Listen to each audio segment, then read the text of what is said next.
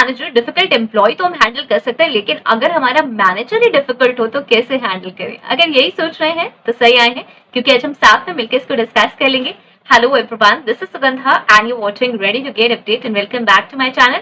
और आज हम डिस्कस करने वाले हैं how to handle a difficult manager.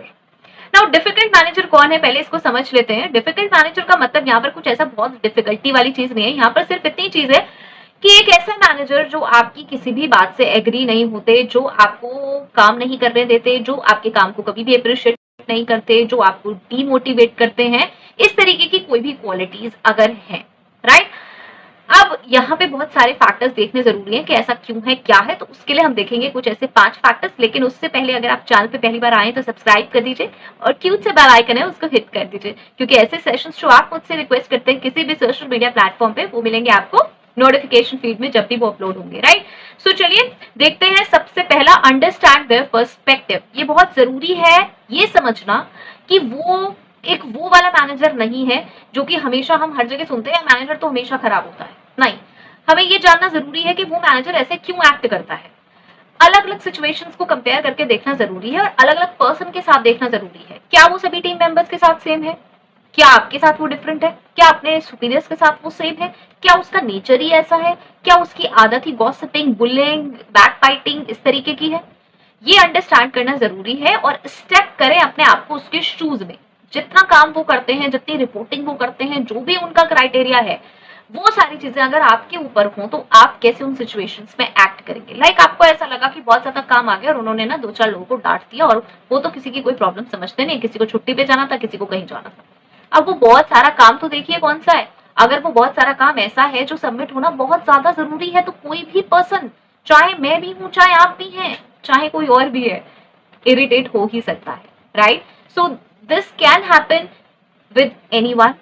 तो ये कोई ऐसी सिचुएशन नहीं है कि वो एक बहुत ही डिफिकल्ट बंदा है, वो तो किसी की समझता नहीं है, सुनता नहीं है, नहीं, ऐसा नहीं है।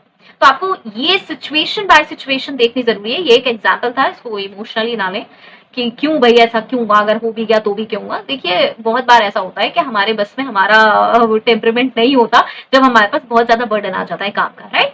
तो ये किसी के भी साथ हो सकता है। तो अगर इस तरीके की सिचुएशन है, या फिर ऐसी सिचुएशन है कि भाई टीम सपोर्टिव नहीं है, या फिर उनके सुपीरियर सपोर्टिव नहीं है, तो अंडरस्टैंड करिए उस पर्सन को पहले। तो ये बहुत जरूरी है। हम सिर्फ एक मैनेजर के उस दायरे में ना लें कि हाँ भाई यार मैनेजर तो सारे ऐसे होते हैं, बॉस तो सारे ऐसे होते हैं, जैसे कि सब लोग अक्सर कहते हैं यार ये लोग तो सब बस अपनी सीट पे बैठते हैं, कुछ काम नहीं करते, राइट। सो ये वाले पर्सपेक्टिव से पहले बाहर आइए, पहले अंडरस्टैंड करिए उस पर्सन को, उसके बाद आगे की देखते हैं क्या करना है। सेकंड देखते हैं डॉक्यूमेंट। क्या करना है? Document everything. ये मिस्टेक मत करिएगा कि वर्बली मैनेजर ने कुछ कहा आपको और आपने उसको कर दिया। आपको क्या करना है, अगर आपके पास कोई सामने से मेल नहीं आ रही है ना, तो आपको एक मेल भेज देनी है as per this conversation, as per meeting, right. आपको एक मेल भेज देनी है, जैसा कि आपने अपनी साइड से मेल भेज दी, ये डॉक्यूमेंट हो गई कि आपने मुझसे कहा था इसके बाद मैं ये काम करने वाली हूँ, यस। और सारी ही चीजों को डॉक्यूमेंट करने की हैबिट डालिए, चाहे आप किसी भी प्रोफाइल पे, चाहे आपके मैनेजर भी बहुत अच्छे हैं। ये बात तो मैं हमेशा ही कहती हूँ कि आपके पास अपने सारे चीज का प्रूफ होना चाहिए, जो भी आप वर्किंग करें, जो भी आप काम करें, राइट। तो डॉक्यूमेंट करना जरूर शुरू करें, क्योंकि अगर ऐसी सिचुएशन आएगी कि वो पर्सन अंडरस्टैंड नहीं करेगा और उसकी आदत है ब्लेम गेम खेलने की, तो आप बहुत बुरी तरह फंस जाएंगे, उसका कोई बेनिफिट नहीं है, राइट। सो हमें अपना काम प्रॉपर्ली डॉक्यूमेंट करना है और इधर उधर की बातें सुने बिना कि यार अरे क्या करना है क्या करना है, हम तो सब मिलकर उसे फंसा देंगे।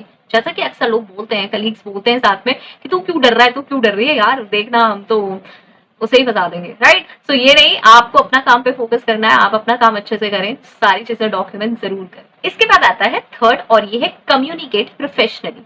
कहीं ना कहीं हम भी चाहते हैं कि हम मैनेजर से फ्रैंक हो, हम मैनेजर के बहुत अच्छे गुड बुक्स में हो, तो हम क्या करते हैं, प्रोफेशनल से हटके ना वैसे भी कम्युनिकेशन स्टार्ट कर देते हैं, राइट। मजाक कर लिया, कुछ भी अप्रिशिएट कर दिया जान के बेकार में, चाहे नहीं अच्छा लग रहा है, मतलब एक फेयर अप्रिसिएशन अच्छा होता है कि हाँ आपको कोई चीज अच्छी लगी नहीं, लेकिन कोई चापलूसी सी डेली और जान की फ्रैंक होने की कोशिश कर रहे हैं मैनेजर से, उनके पास आने की कोशिश कर रहे हैं, समझने की कोशिश कर रहे हैं, बैठ रहे हैं इतनी देर, वाई, क्यों कर रहे हैं?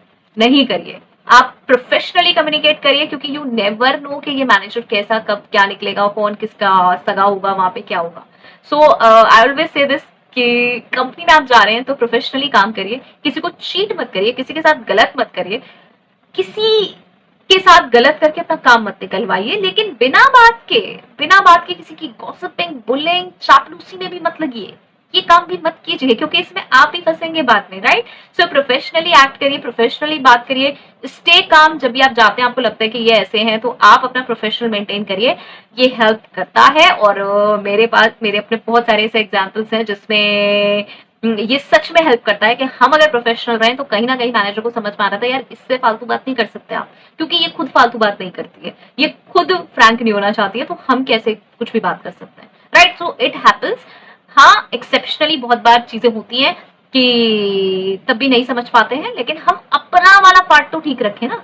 हम तो अपने पार्ट के लिए यहाँ पे आए हैं, हम तो अपने पार्ट को ठीक करना चाह रहे हैं कि हम कैसे हैंडल कर सकते हैं। तो ये बेस्ट वे है कि आप प्रोफेशनली कम्युनिकेट करें, बिना बात के फालतू चीजों में, उनकी पर्सनल लाइफ में या किसी भी चीज में हमें एंटर होने की जरूरत नहीं है, ज्यादा फालतू बात करने की नीड नहीं है। ओके, इसके बाद आ जाता है फोर्थ, और ये है टॉक फॉर कॉमन ग्राउंड। बहुत जरूरी है कि अगर चीजें बहुत वर्स हो रही हैं, बार बार रिपीट हो रही हैं, पर्सन को समझ नहीं आ रहा है, मतलब किसी भी सिचुएशन में वो पर्सन एक बहुत ही डिफिकल्ट पर्सन बना हुआ है, ना तो वो सुनता है, ना समझता है, ना मानना चाहता है, ना ही कोई अप्रिसिएशन है, ना ही कोई सुनना है, कोई भी तरीके का पॉजिटिव एटीट्यूड उस पर्सन की तरफ से आ ही नहीं रहा है, उस मैनेजर की तरफ से नहीं आ रहा है।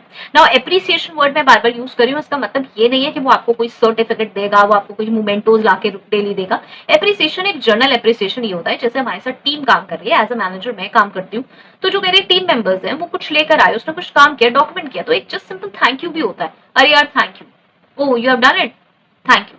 This is also called as appreciation, आपने उस पर्सन को अप्रिशिएट कर दिया, उसने जो काम किया उसका काम है वो। लेकिन एक जर्नल चीज होती है, आप कभी नहीं तो वंस इन अ वाइल कर दो, या एक स्माइली कर दो, right? So these things are, ये भी एक जर्नल गेस्टर्स होते हैं। तो ये जर्नल गेस्टर्स होते हैं, ठीक है, प्रोफेशनल आदमी भी ये यूज करता है, ऐसा नहीं कि आपको बहुत ज्यादा स्माइल करके ये बातें बोलनी है, आप एक नॉर्मल वे में भी बात कर सकते हो। तो अगर वो पर्सन बिल्कुल ऐसा रिजिड टाइप का है, जिसको किसी चीज से मतलब नहीं है, और वो बिल्कुल ऐसा समझ रहा है कि हम कोई मशीन्स काम कर रही हैं, यहाँ पे कोई ह्यूमन बींग्स नहीं काम कर रहे हैं, तो वहां काम करना भी डिफिकल्ट हो जाएगा आपके लिए, राइट? और अब इसके साथ बहुत सारे फैक्टर्स हैं जो डिफिकल्ट बनाते हैं उसे, खाली एक एप्रिसिएशन ही नहीं बनाता, राइट? सो चलिए इसके बाद देखते हैं talk to for common ground. Common ground क्या है? बात करनी इसलिए जरूरी है क्योंकि काम नहीं हो पाएगा ऐसे ब्लेम गेम से काम नहीं हो पाएगा, ऐसे ठीक से बात ना करने की वजह से काम नहीं हो पाएगा। तो हमें बात करनी पड़ेगी अगर चीजें बहुत वर्सन हो रही हैं। अगर ऐसा हो रहा है कि भाई बहुत सारे लोग आपको बता रहे हैं, अरे मैनेजर तो आपके बारे में ऐसा बोलते हैं, ऐसा करते हैं, वैसा करते हैं, या फिर आपको जो आप काम कर रहे हैं उसका आपको क्रेडिट नहीं मिल रहा है, किसी और को क्रेडिट दे रहे हैं, या उसके बारे में कुछ बात ही नहीं हो रही है, तो फिर आपको बात करनी जरूरी है, आपको उन मैनेजर से बात करनी जरूरी है कि क्या प्रॉब्लम है। Again you have to remain calm, professional.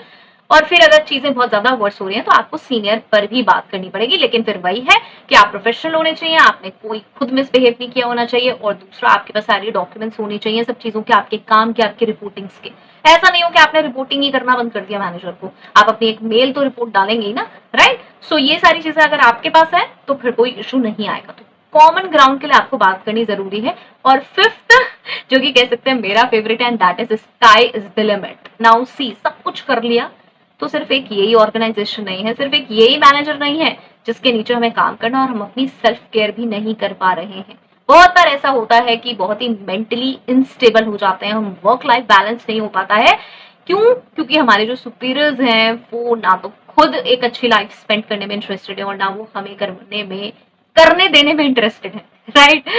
क्यों? क्योंकि उन्होंने अपने लेवल पे वो चीज रियलाइज नहीं करी है, और वो आपने रियलाइज करी है तो भी उसका कोई फायदा नहीं है, क्योंकि आप उसे एडहेर नहीं कर पा रहे हैं, आप उसको फॉलो नहीं कर पा रहे हैं, राइट?